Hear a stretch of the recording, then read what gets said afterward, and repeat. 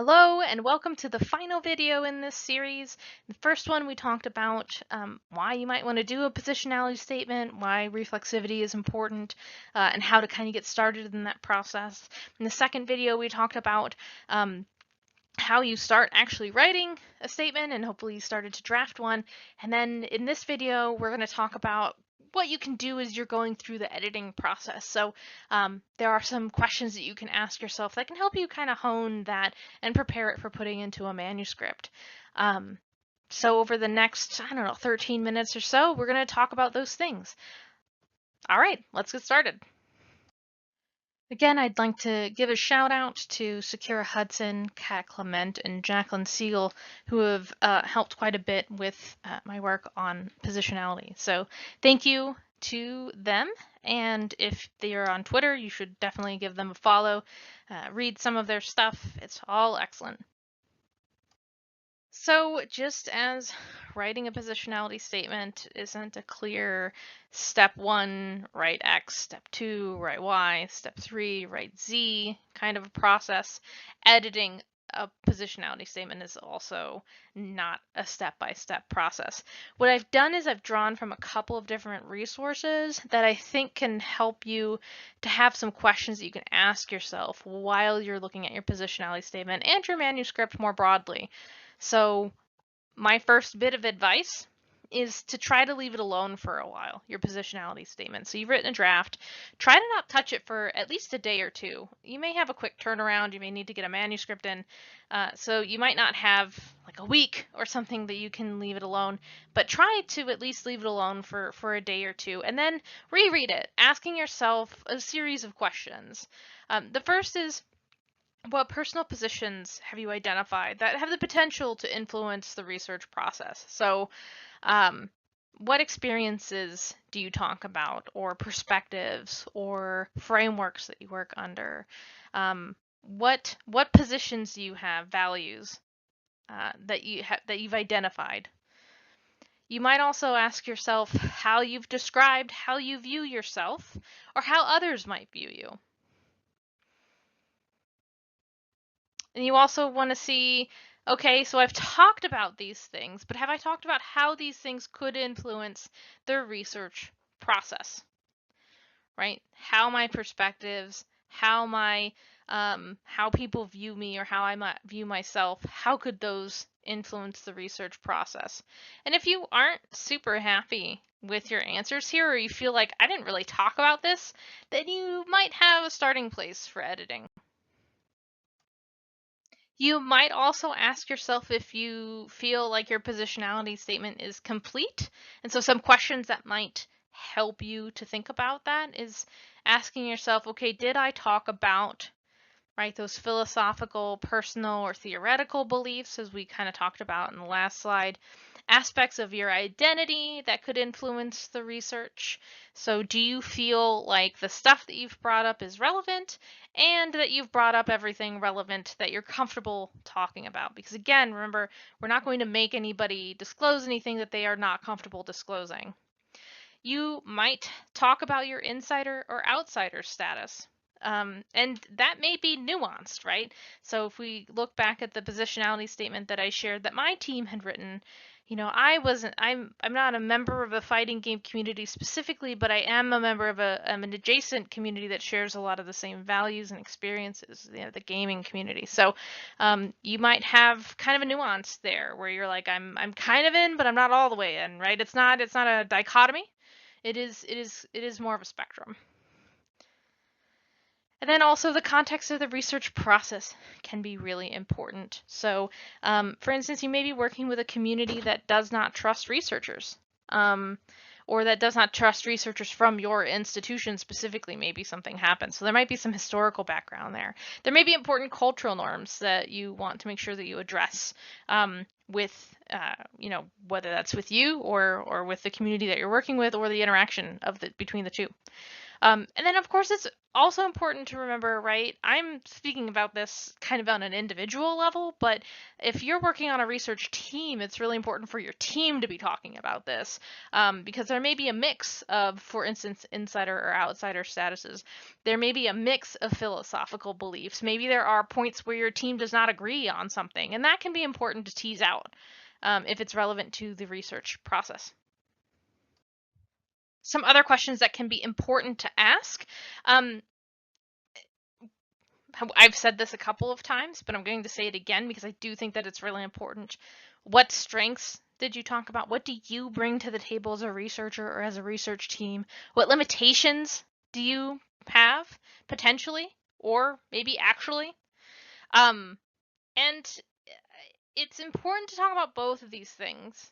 I think sometimes it's easier for some folks to talk about one or the other. I tend to have students, for instance, that really are good at talking about the limitations of their research, but not necessarily good at talking about what their strengths are.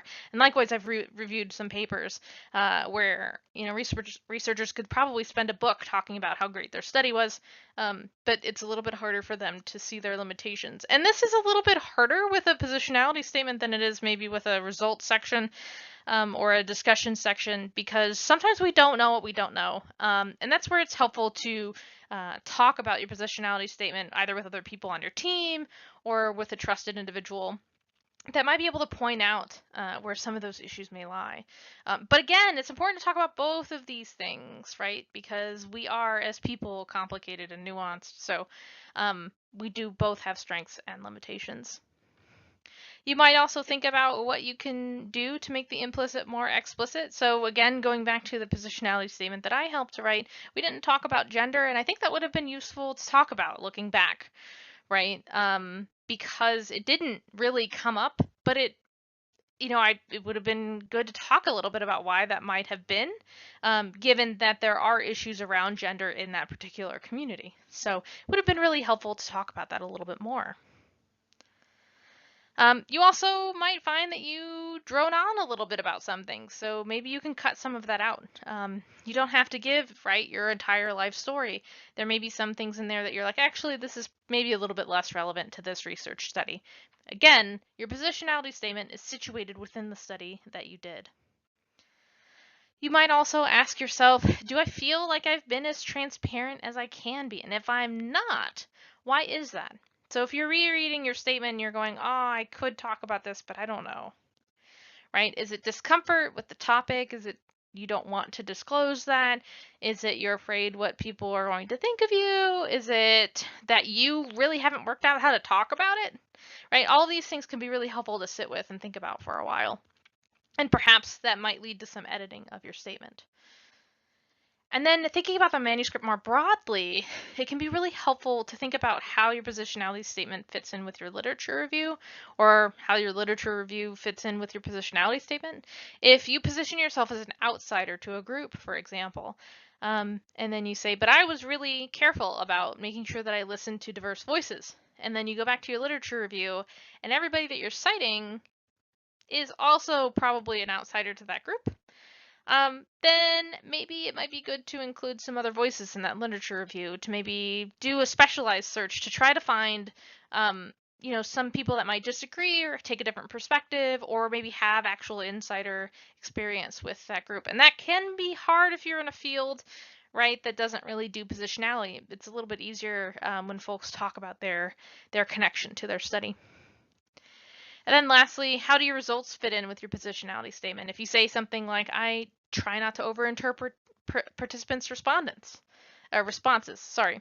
I try not to overinterpret participants' responses, yet maybe that's what you're actually doing in your study, in the results section. So really making sure that those things align, that you're not being quick to judge or being quick to jump to conclusions if that's something that you've listed as something that you were really careful about. So really making sure that the manuscript as a whole also reflects those values and perspectives and experiences that you shared. Above all else, there are a couple things that I want to remind folks about. The first is that, remember, the positionality statement is not a credentialing process. You're not justifying yourself or your team or your research. You are providing context around the study. The conditions under which it was done, who was involved, what perspectives you might have, what you brought to the table, and where there might be limitations. It's just like any other part of the study. You don't have to justify your existence. That's not what a positionality statement is for. We're all also always learning and growing. I mean, I've talked a little bit throughout this series about how I would change that positionality statement that I wrote, right? As you look back on any piece of writing that you've written over several years, right? You look back and you go, I probably would have said this that way. I probably would have done it this way instead, right? We're always learning, we're always growing. The first time you write one of these is not going to be perfect. The 20th time you write one of these is not going to be perfect. You're always going to look back and go, well, I know more now. I probably would have said it this way instead, or I probably would have talked about this. So, similar to that, what we think and we write about ourselves will likely change over time. A positionality statement isn't a one and done kind of thing. It is situated within a specific research project, right? And how you see yourself, how you view yourself might change over time. Your perspectives might change over time, and that's okay. Don't feel like you have to remain entirely 100% consistent across different studies. The different contexts are going to influence how you feel about different things, whether you feel like an insider or an outsider, and what parts of your identity and your experiences and your perspectives and your research paradigms that you use are relevant to a study and how they influence it. So don't feel pressured to write the same thing every time, and don't worry so much about how am I going to see this in 20 years, because you of course will see it a little bit differently. You'll know more. Also, kind of relating to all of that, right? This is complicated. If you're struggling with this a little bit, that's entirely normal. Um, Especially if it's your first time, and especially if you're in a field that doesn't do this very often. It's complicated, it's hard, it's going to take time to do. And then lastly, you can, and I would argue, should engage in reflexivity across the research process from start to finish, like with Jameson and colleagues' paper, that table that I shared that had all those questions you can ask throughout the research process. And that does end up making writing positionality statements a little bit easier. Because you're in that process, you're getting used to, you've warmed up those muscles, so to speak, of engaging in reflexivity. So it's a little bit easier to do when you are engaging with it throughout the process instead of just trying to do it at the end. And lastly, if you're interested in learning or doing more with qualitative or mixed methods research with positionality statements, if you're interested in transparency and rigor and thinking about that differently, I am a part of a really great qualitative and mixed methods working group. We'd love to have you. So feel free to reach out to me for more information. You can email me or message me on Twitter. And if you have feedback on this video or anything else, that's also super welcome. So please let me know if you have any questions or anything. Thank you for your time, and I hope you have fun. I really love this process. I love this part of the research process. I hope that it's fun and fulfilling for you, and I'm happy to look over anything that you've written or answer any questions that you might have. Thanks for taking the time.